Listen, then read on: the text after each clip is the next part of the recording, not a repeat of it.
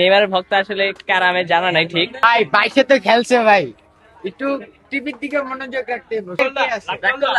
ভাই আমি রাগ করি না ভাই। আপনার কাছে কেন মনে হয় নেইমার বেস্ট? অনেকে এবার বলে যে বেশি ঢং করে, স্কিল দেখায়।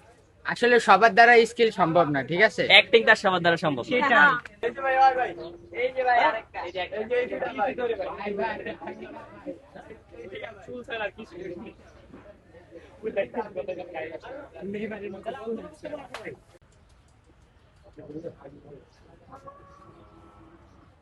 একবার